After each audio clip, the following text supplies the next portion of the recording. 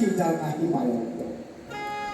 আমার মতো মূঢ়মতি কলিহত জীব বাবা কি গৌরাঙ্গের লীলা বলবে, কি হরিকথা বলবে, কি কৃষ্ণ কথা বলবে। তবুও আমি এসেছি কেন? কীর্তন করার জন্য আমার আশা নয়। কীর্তন বিষয়টা বড় কঠিন বস্তু। শ্রী গুরু গোবিন্দ কৃপা না হলে কীর্তন বদন হতে স্ফুরণ হয় না। কীর্তন বড় কঠিন বস্তু, কীর্তন করতে আমার আশা নয়। তাহলে আপনারা বলতে পারেন তাহলে এসেছো কেন? আমার একমাত্র এখানে আসা, একই তো মুর্শিদাবাদের মাটি, ভজনযোগ্য মাটি। এখানে আসা অগণিত সাধু গুরু ভক্ত বৈষ্ণবের চরণ ধুলা মস্তকে নেব বলে আমার আশা। ভগবান বললেন আমার হতে আমার নাম বলো, আমার নাম হতে আমার ভক্ত বলো, আর ভক্ত হতে ভক্তের চরণ ধুলা বলো। যদি কোনো কলিহত জীবের ওপরে সাধু গুরু ভক্ত বৈষ্ণবের কৃপা হয়ে যায়, যদি চরণ ধুলা পেয়ে যায়, সেই কলিহত জীবের বদন হতে বদন জিহ্বা নিঃসৃত হয়ে স্বয়ং কথা নয় স্বয়ং ভগবান ছড়ে পড়ে। তখনই একমাত্র জীব কৃষ্ণ কথা বলে, গৌর কথা বলে, ভাগবত কথা বলে। আপনাদের চরণ ধুলা মস্তক করে নিয়ে মাথায় করে কৃপা নিয়ে আসুন। এখন আস্বাদনের বিষয়বস্তু লীলাচলের পথে শ্রীমান মহাপ্রভু। তার আগে গৌরচন্দ্র আমরা আস্বাদন করবো গৌরের কথা। পদকর্তা বললেন জয় জয় গৌরচন্দ্র, জয় জয় জগন্নাথ সুচির নন্দন, ত্রিভুবন করে যার চরণ বন্দন। জয় নিতাই জয় গৌর। হিন্দু সনাতন ধর্ম আজ থেকে 540 বছর আগে শ্রীধাম নবদ্বীপে অবতীর্ণ হলেন শ্রীমান মহাপ্রভু। ঘন্টা কখন আপনারা জানেন, সকালবেলা সেই লীলা হয়ে গেছে, মহাপ্রভুর জন্ম লীলা। ফাল্গুন পূর্ণিমা তিথি, নক্ষত্র ফাল্গুনী, শুভক্ষণে জন্মলীলা গোড়া গুণমণি। 540 বছর আগে 1407 শকে ফাল্গুনী পূর্ণিমার দিন শুভক্ষণে সন্ধ্যা মুহূর্তে চন্দ্রগ্রহণ স্পর্শকালীন সময়ে সচিবার্ভ সিন্ধু মাঝে উদয় হলে সচিনন্দন গৌর সুন্দর। ত্রিভুবন তার জয়ধ্বনি করছে। আর আমরা হিন্দু সনাতন ধর্মের লোক চিনতে পারলাম না আমাদের ঘরের ঠাকুর নিতাই গৌর। বড় বড় আসলে কীর্তন করি, তারা অনেক দিন থেকে অনেক বড় বড় কীর্তনী আর কীর্তনে শুনে। ছোট্ট একটা প্রশ্ন করি, আচ্ছা বলুন তো কলিযুগের আরাধ্য কি? কলিযুগের আরাধ্য কে গো? জিজ্ঞেস করলে কে? উত্তর পেলে ভালো। কলিযুগের আরাধ্য হচ্ছে নিতাই গৌর। তাহলে আমরা আপনার সামনে রাখি কেন? কেন রাখি বলো? সবই এক বলে রাখি কেন? না, আমাদের প্রভু নিতাই চাঁদ আর গৌর সুন্দর আমাদের আশা শ্যামের বিগ্রহ ভালোবাসে বলে, সেবা ভালোবাসে বলে, তার সুখের জন্য আমরা যুগল বিগ্রহ রাখি। কিন্তু আমরা কলিহত জীব, যেই যুগ যেই আইন। নিতাই গৌর হরি বল। আপনি যদি আমেরিকায় গিয়ে ইন্ডিয়ার আইন বোঝাতে যান, বাবা কেউ বুঝবে? নিতাই গৌর হরি বল। আপনি গেছেন আমেরিকা, আপনি ভারতের আইন কথা বলছেন, ওরা বুঝবে? আমরা আছি কোথায়? কলিযুগ। আমাদের যুগটা কি? কলিযুগ। দাপর যুগের ভগবান টানাটানি করলে হবে? যেই দাপর যুগের ভগবান এত কৃপা করে কলিহত জীবের জন্য নেমে আসলে, কলিহত জীবকে কৃপা করবেন বলে এমন কৃপা কোনোদিন কস্মিন কালে কোনো অবতারে করে নাই, আর কোনোদিন করবে না। এই করে চলে গেল একবার। এই জন্য এই হেন অবতারকে ত্রিভুবন জয়ধ্বনি করছে, জয় জয় জগন্নাথ সচিরনন্দন। যার পিতা জগন্নাথ, মা সচিমা, ত্রিভুবন করে যার জগৎ চরণবন্দন। কেন জয়ধ্বনি দিচ্ছে? জয়ধ্বনি কেন দেওয়া হয়? পিতাই গৌর হরি বল। জয়ধ্বনি কেন দেওয়া হয়? এই যে আমরা মাঝে মাঝে বলি না, অমুকের জয় হোক, মঙ্গল কামনা, এবং তিনি নিশ্চয়ই কোনো ভালো কিছু করেছেন, তাই না? নিশ্চয়ই কিছু ভালো কিছু করেছেন। তো আমার মহাপ্রভু কি ভালো কাজ করলেন? কি ভালো কাজ করলেন? বলছে যেটা কোনোদিন কস্মিন কালে কোনো অবতার করে নাই, আমার মহাপ্রভু সেটা করলেন। সেটা কি? রূপ গোস্বামী মা কথা অনুযায়ী ছিল কৃষ্ণদাস কবিরা চৈতন্য চরিতামৃত, কালকে তার জয়ন্তী চলে গেল। কালকে চলে গেল চৈতন্য চরিতামৃত জয়ন্তী। সেই কৃষ্ণদাস কবিরাজ বললেন, অনর্পিত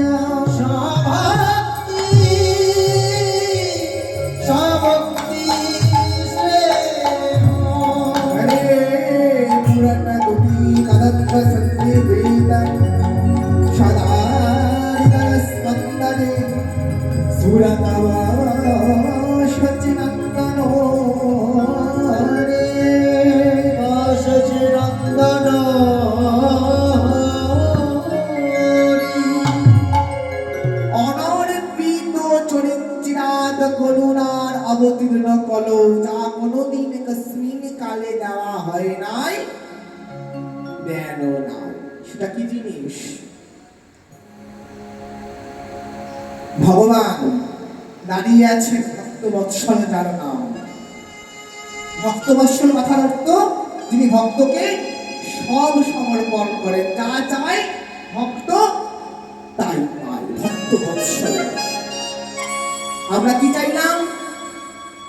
ভগবানের কাছে এসে মানসা করি, ভগবান তোমাকে আমি পরের বছর নাম যজ্ঞে 1 কেজি বাতাসা দেব। বাতাসা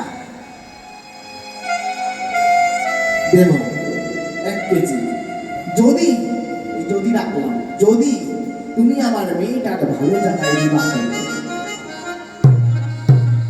করি কি না। আমি মিথ্যা কথা বললে আমাকে বলবেন, বিদায় গৌর হরি হরি। আরেকজন বলছে, ভগবান তোমায় আমি একটা ছোট্ট সোনার পাতের টিপ দেব, যদি তুমি আমার 1 তলা বাড়িটা 2 তলা করে দাও। বিদায় গৌর হরি হরি হরি। আরেকজন বলছে, ভগবান তোমার চরণে আমি সোনার তুলসী পত্র দেব, যদি তুমি আমার আরেকটা গাড়ি করে দাও। ভগবান বলছেন, তোর মেয়েটার ভালো জায়গায় বিবাহ হবে, তোর 2 তলা বাড়ি নয়, তোর 4 তলা বাড়ি হবে। ভগবান বলে, তোকে বেশি বেশি দেব।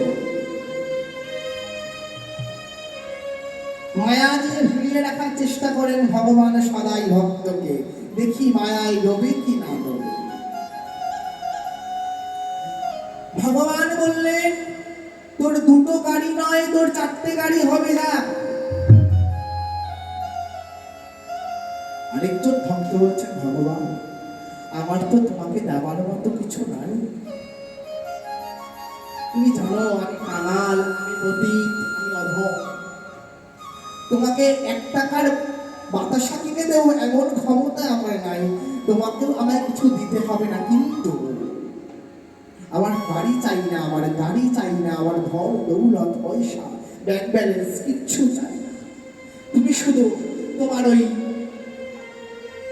প্রেমামৃত সেই ব্রজের প্রেম রস সম্পত্তিটা আমায় একটু দান করো। ভগবান কিন্তু মাথা নিচু করল। ভগবান মাথা নিচু করলেন, ভগবান দিতে নারাজ হলেন। মাথা নিচু। যুগে যুগে কৃপণতা করলেন, সত্য যুগে দিলেন না নারায়ণ অবতারে।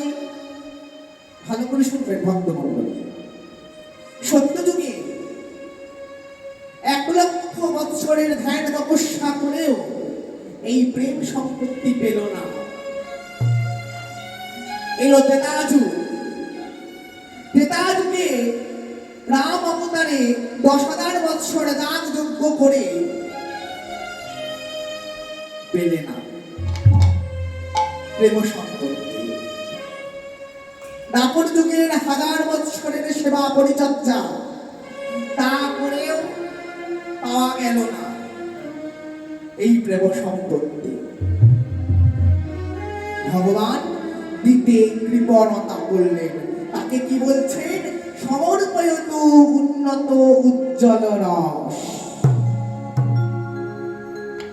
সমর্পয়তু উন্নত উজ্জ্বল রস। এই যে উন্নত উজ্জ্বল রস, এই রসটা কি? কৃষ্ণান্ত বটে, তার মধ্যে আরো উন্নত রস বলছি, উন্নত উজ্জ্বল রস। এই রস কি খায় না মাথায় দেয়? নাকের রস না নামের রস? কি রস? কীর্তনিয়া কীর্তন করে চলে যায়, ভাঙানোর কেউ থাকে না। 2-3-4 ভজন হলো, হই হুল্লা নাচ হলো, খুব ভালো কীর্তন করেছি, খুব সুন্দর কীর্তন করেছি। কীর্তন অত সোজা নয় না। উন্নত উজ্জ্বল রসের মানে কি? এই রস কোথা থেকে আসলো? কে দিল? ব্রজ বৃন্দাবনে পঞ্চরসের ভক্ত আছে। সখ্য দাস্য বাৎসল্য মধুর শান্ত। সখ্যরস, তার উপরে বাৎসল্য, তার উপরে একটি রস আছে। এই সবকটি উন্নত, কিন্তু এর উপরে একটি রস যাকে বলা হচ্ছে উন্নত উজ্জ্বল রস, তা হচ্ছে মধুর রস। কারা করেছে? রাধারানী ব্রজগোপী। ভগবান কৃষ্ণ ভাগবতে বললেন, আমি সবার ঋণ পরিশোধ করে যাই। যে আমাকে যেমন করে ভজে আমি তাকে তেমন করে ভজা। যে আমাকে যেমন ভজে আমি তাকে তেমন করে ভজি। আমি তার তেমন করে প্রেমের ঋণ পরিশোধ করে যাই। কিন্তু ভগবান চিন্তা করলেন, সবার ঋণ পরিশোধ করলাম, বাৎসল্যের ঋণ পরিশোধ করলাম, সখ্য রসের ঋণ পরিশোধ করলাম, দাস্য রসের ঋণ পরিশোধ করলাম, শান্ত রসের ঋণ পরিশোধ করলাম, কিন্তু আমি একটা রসের ঋণ পরিশোধ করতে পারলাম না। তা হলো কি? তা হলো মধুর রস, তা হলো ব্রজগোপীদের উন্নত উজ্জ্বল রস। তাই জন্য গোবিন্দ আমার মনে মনে চিন্তা করলেন, কেমন ভাবে এই রস আস্বাদন করা যায়, কিভাবে ব্রজগোপীদের প্রেমের ঋণ পরিশোধ করা যায়। এই কথা চিন্তা করে গোবিন্দ আমার বসে বসে নয়ন জলে ভাসে, নয়নে জলে ভাসে। গোবিন্দজি নয়ন জলে ভাসছে বৃন্দাবনে বসে বসে। পাশ থেকে পদকর্তা বলছেন, ও গোবিন্দ তুমি কাঁদছো কেন? বলছে, শোনো, আমি বৃন্দাবনের সব রসের ঋণ পরিশোধ করতে পারলাম, কিন্তু ওই ব্রজগোপীদের ঋণ আমি বুঝতেই পারলাম না, আমি পরিশোধ করবো কেমন ভাবে বলতে পারো? যে গোবিন্দ, ও যে উন্নত উজ্জ্বল উজ্জ্বল হে গোবিন্দ, তুমি ঈশ্বর পরম কৃষ্ণ সচ্চিদানন্দ বিগ্রহ, সচ্চিদানন্দ অনাদি আদি গোবিন্দ সর্বকারণ কারণ। তুমি তো ভগবান, তুমি তো বিষয়বস্তু, আর ওই বিষয়বস্তু ওই ভগবান হয়ে তুমি কোনোদিন ভক্তের ঋণ আস্বাদন করতে পারবে না। ভক্ত তোমার জন্য কেন কাঁদে তুমি বুঝতে পারবে না। ভক্ত তোমার জন্য কেন কাঁদে, ভক্ত তোমার নামে কেন গড়া গড়ি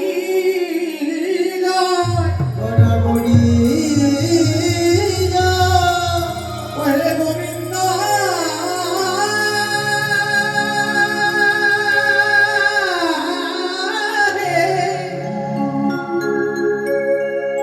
হে গোবিন্দ, তোমার দ্বারা সম্ভব নয়, আমায় বলতে পারো কি করে সম্ভব? একটা উপায় আছে, তুমি যদি তোমার ওই ভগবানত্ব ত্যাগ করে মাটিতে নেমে আসতে পারো, ভক্ত হতে পারো, তবে তুমি ব্রজগোপীর শোধ করিবে। তবে তুমি ব্রজ জয় গৌর হরি হরি হরি বল। শোধ করিবে। তোমার ভক্ত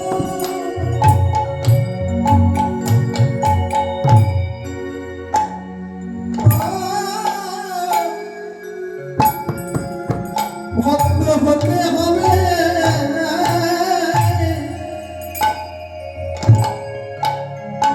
তুমি তবে ব্রজগোপী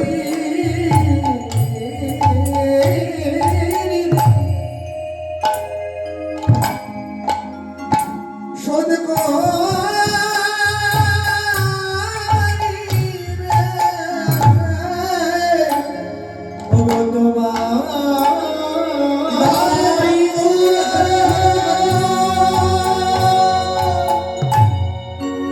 ভক্ত হতে হবে।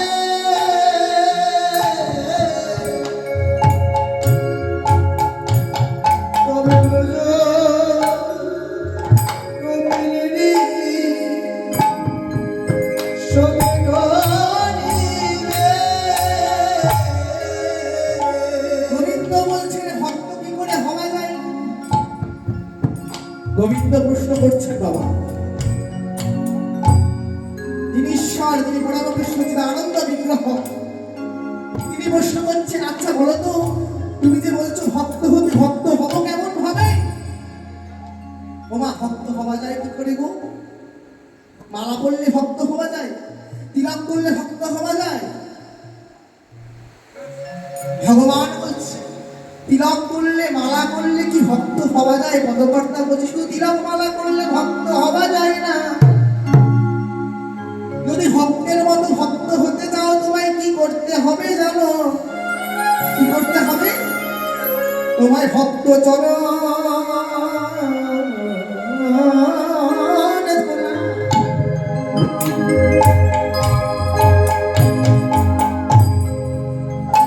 ভক্তি ভক্তে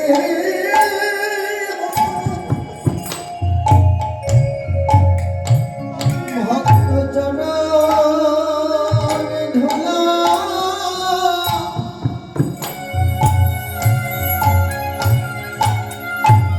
অঙ্গে মাটিতে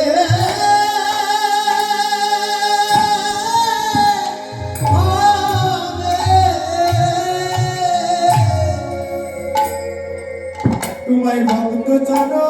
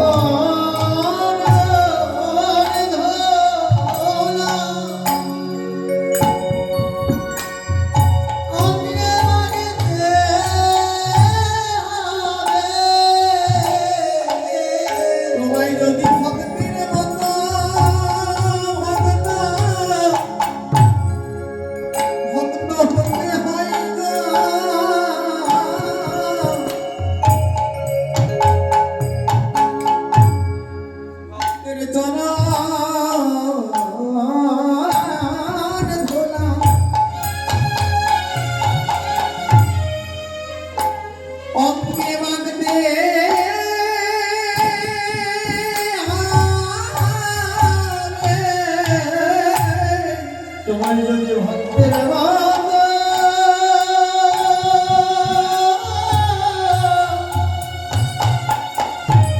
ভক্ত হতে হয় না,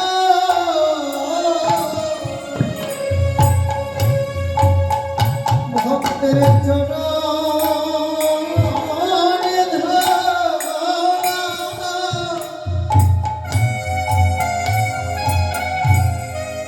অঙ্গে মাগিতে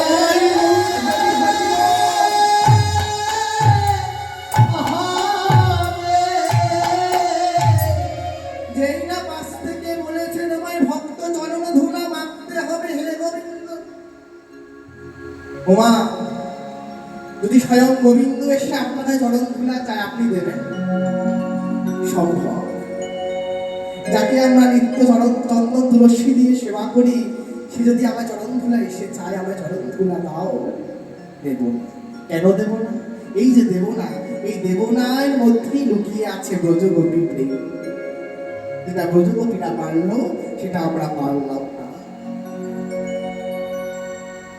ভগবান নারদ মহামুনিকে স্মরণ করলেন, একমাত্র নারদ আনতে পারে। নারদ তো স্বর্গমাত্র পাতাল ঘুরে বেড়ায়। নারদ আসল। নারদকে বললেন, শোনো, তুমি যেভাবেই হোক কোনো একজন বড় ভক্তের চরণ ধুলায় আমায় এনে দাও। নারদ স্বর্গমর্ত পাতাল ঘুরছে, দেবাদিদেব মহাদেবের কাছে গেছে, চরণ ধুলা দাও। দেবাদিদেব মহাদেব, তোমার কি মাথা খারাপ? আমি পঞ্চবদনে যার নাম গুণ কীর্তন করি, তাকে আমি চরণ ধুলা দেব তার মস্তকে দেওয়ার জন্য?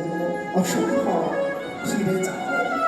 ব্রহ্মার কাছে গেলেন, ব্রহ্মা বলছে চতুর্বদনে যার গুণ কীর্তন করি, তার চরণ, তাকে আমি চরণ ধুলা দেব। এ সম্ভব? সম্ভব নয়, ফিরে যাও। সপ্তর্ষি, সম্ভব নয়, ফিরে যাও। দেবগুরু বৃহস্পতি, সম্ভব নয়, চলে যাও। কত বড় বড় ভক্ত সবার থেকে ঘুরে এসে নারদ কারণ কাছে চরণ ধুলা পেল না, সবাই ফিরিয়ে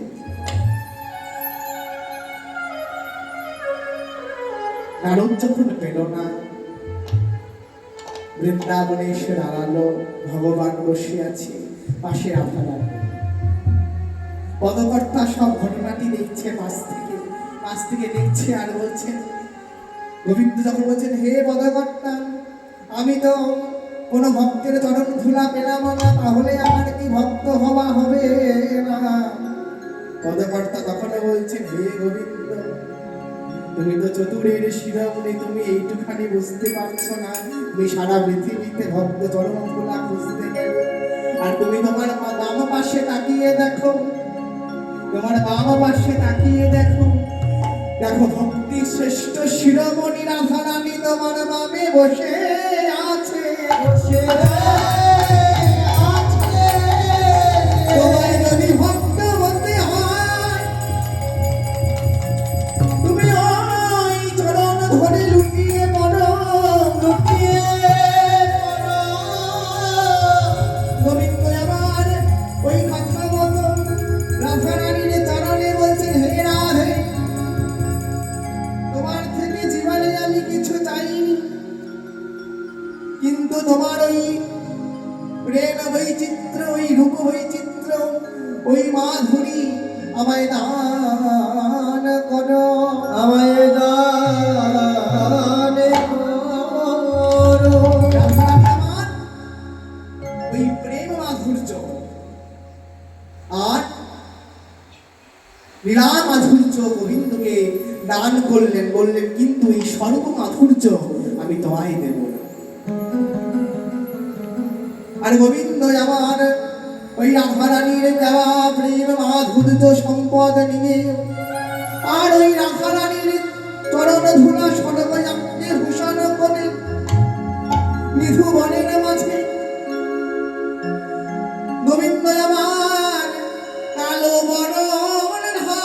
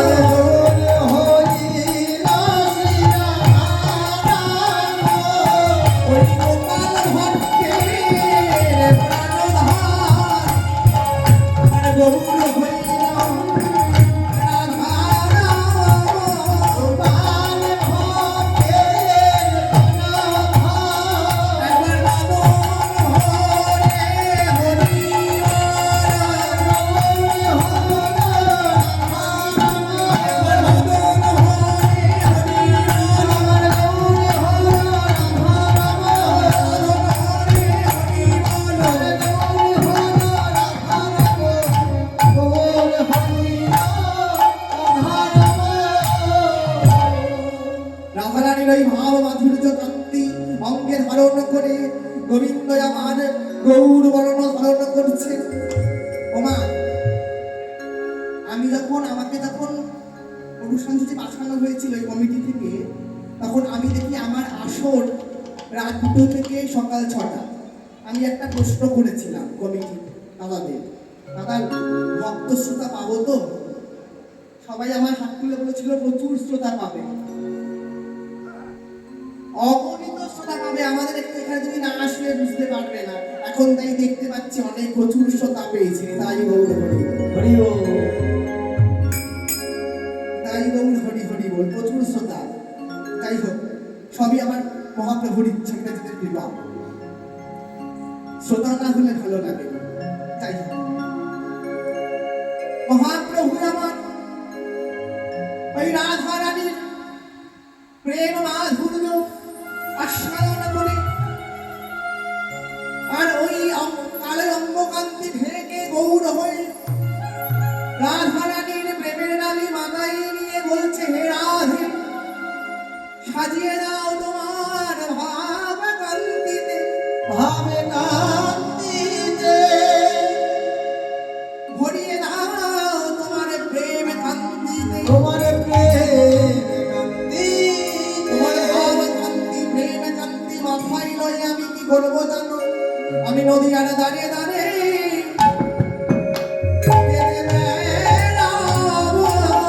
নদিয়ার ঘাটে দাঁড়ে কেঁদে বেড়াবো। জয় রাধে কৃপা।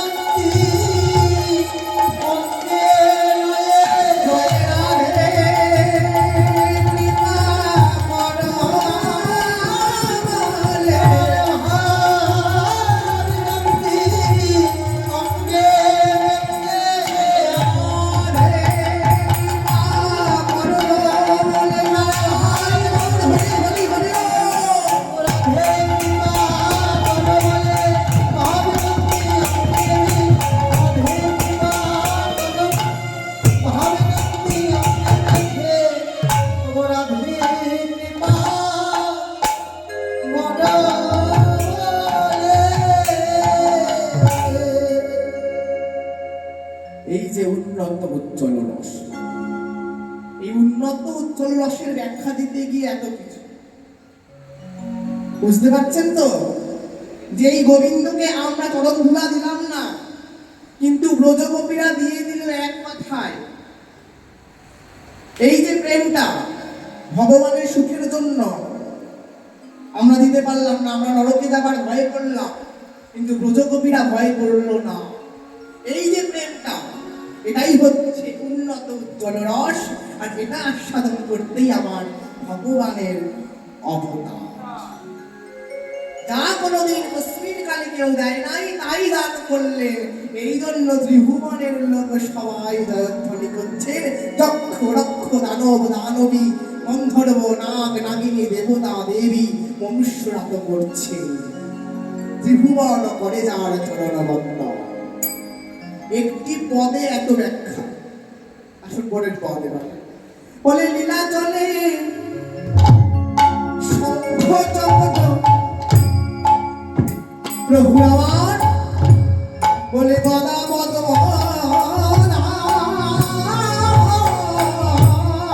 নীলাচলে শঙ্খ চক্র গদাবাদে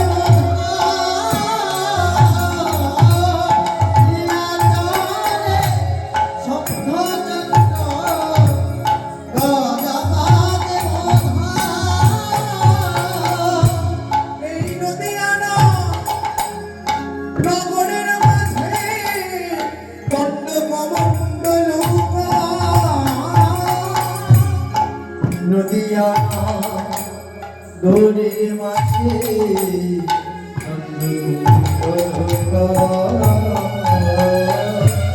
বলে নদিয়া নগরের মাঝে দণ্ড কমণ্ডল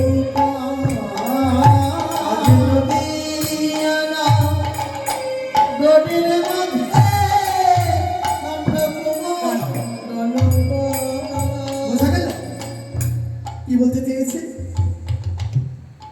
যেই ভগবান লীলাচলে, কি নাম? জগন্নাথ। জগন্নাথ, জগন্নাথের অস্ত্র কি আছে? ওমা পাচ্ছে না, একটা দিন, আর একটা দিনের অপেক্ষা, তারপরে এই সুন্দর হাট ভেঙে যাবে। আবার একটা বছরের অপেক্ষা, এই এক বছরের মধ্যে কে যাবো আসো তার ঠিক নেই। তাই গৌর হরি হরি বল, যা পাচ্ছ তা মন ভরে পেয়ে নাও। একদিন তো ঘুমাতেই হবে, আর কেউ ডাকবে না। তাই গৌর হরি হরি বল। এই যাবার সময় দু প্রাণ ভরে গৌর লাগনন কীর্তন শুনে যাও, গিয়ে যাও। একটু সজাগ হও মা, একটু সজাগ হও। 4টে প্রায় বেজে গেল। নীলাচলে প্রভু আমার শঙ্খ চক্র গদা পদ্ম কর নারায়ণ। যে নীলাচলে জগন্নাথের হাতে শঙ্খ চক্র গদা পদ্মধারী, সেই জগন্নাথ, সেই অচল জগন্নাথ, যে চলতে পারে না, যে বলতে পারে না, যার দুটো হাত নেই, যার দুটো পা নেই, সেই অচল জগন্নাথ কলিযুগে নদিয়া নবদ্বীপের সারা গলিহত জীবকে উদ্ধার করতে সচল জগন্নাথ রূপে অবতীর্ণ হলেন। এমন ভাবে এবে তিনি অস্ত্র ধারণ করলেন না, বললেন এবে অস্ত্রে না ধরিব, প্রাণে কারে না মানিব, হরি নাম দিয়া চিত্ত শুদ্ধি করিব সবা সবা। হরি নাম দিয়া চিত্ত শুদ্ধি করিব সবা করিব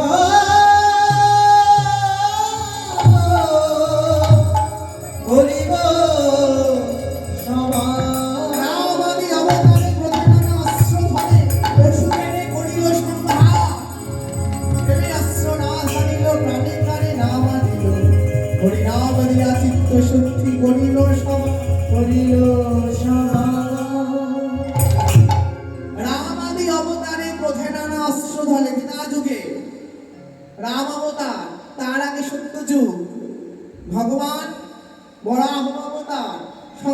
গদা পদ্মধারী হিরণাক্ষকে বধ করলেন। তারপরে হিরণ্যকশিপুকে বধ করার জন্য প্রহ্লাদকে রক্ষাকারী, স্তম্ভ থেকে উদ্ধারকারী, নাম কি তার? চলে গেল তার তিথি, বলো বলো বলো, বলতে পারবে তো? নৃসিংহ অবতার, ভগবানের শঙ্খ চক্র গদা পদ্ম পট অস্ত্র আছে। রাম অবতারে অস্ত্র আছে, কি আছে? ধনুর্বাণ। দাপর যুগে ভগবান কৃষ্ণের হাতে চক্র আছে, সবাই মতো চক্রও ধরেছে। কিন্তু দেখো ব্যতিক্রম আমার কলিযুগ, আমার মহাপ্রভুর হাতে অস্ত্র আছে? বলছে আছে, আমরা দেখতে পাই। অস্ত্র না নিয়ে আসলে হয় গো। শোনো, সত্য ত্রেতা দাপরে যে অসুরেরা ছিল, তার থেকেও ভয়ানক অসুর হচ্ছে এই কলি অসুর। ভগবান কৃষ্ণ দাপর যুগে জেনা অসুর বধ করেছে, তারা সুকৃতির বলে বধ হয়েছে। কিন্তু এই যে কলি অসুর, এই কলি অসুর দুর্দমনীয়। মহাপ্রভু দেখলেন একে অস্ত্র দিয়ে মারলে হবে না, আমি অস্ত্র নিয়ে যাব। তবে ওই যে বললাম কি অস্ত্র, এর আগের শ্লোকে বললাম প্রেম রূপী অস্ত্র। দেখলেন যে কলিযুগে যদি মারতে হয় বাবা, সবাইকে মেরে ফেলতে হবে। কারণ কেন? জ্ঞানে অজ্ঞানে আমরা সবাই কিছু না কিছু অপরাধ করছি। কেউ প্রাণে হাত দিয়ে বলতে পারবো না আমি অপরাধ করি নাই, পারবে? কেউ বলতে পারবে না আমি অপরাধ করিনি, অপরাধ করছি। তো ভগবান ভাবলেন কলিগত জীবের জগৎ পিতা তো সন্তানকে কি করে উদ্ধার করবে, তাহলে একে অস্ত্রের দ্বারা মারা যাবে। তাহলে কি করতে হবে না, প্রেম রূপী অস্ত্র নিয়ে যেতে হবে। এমন অস্ত্র নিয়ে যাব, এমন নাম নিয়ে যাব, এমন প্রেম নিয়ে যাব, যেই প্রেম আর যেই নাম দিয়ে আমি মানুষের মনের মধ্যে যে অসুর রূপী যে কলি বাস করছে, যে কলি রূপী যে অসুর বাস করছে, সেই অসুরকে আমি ধ্বংস করব। মানুষকে আমি রেখে দেব, তার চিত্তটাকে শুদ্ধ করে দেব, তার চিত্ত শুদ্ধি করে আমার চরণে আশ্রয় দেব। তাই গৌর হরি হরি এমন দয়াল অবতার আমার গৌর সুন্দর। এই জন্য বলছি নদিয়া নগরে এবে দণ্ড কমণ্ডল ধর। আর কি বলছেন? বলে দেহ বলে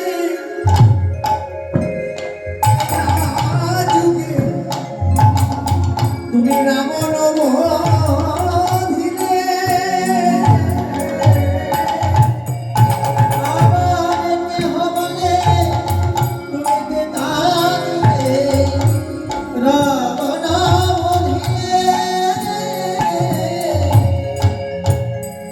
বলে বলো বৈনব কলিলা প্রকাশ গোলকের বই ভাবেলিলা প্রকাশ করিলে, বলে প্রকাশ করিলে, প্রকাশ করিলে, গৌরবার প্রকাশ করিলে, প্রকাশ করিলে, হয়ে নদিয়ায় প্রকাশ করিলে, হয়ে নদিয়ায় প্রকাশ করিলে, বলে উদয় হয়ে নদিয়ায় প্রকাশ করিলে,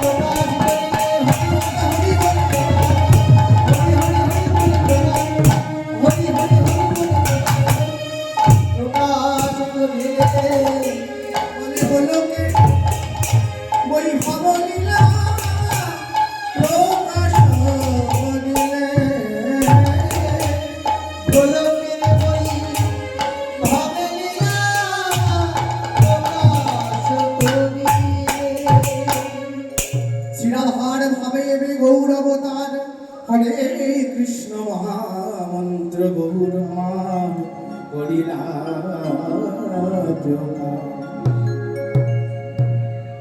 শ্রীরাহার ভাবে গোড়ায় অবতার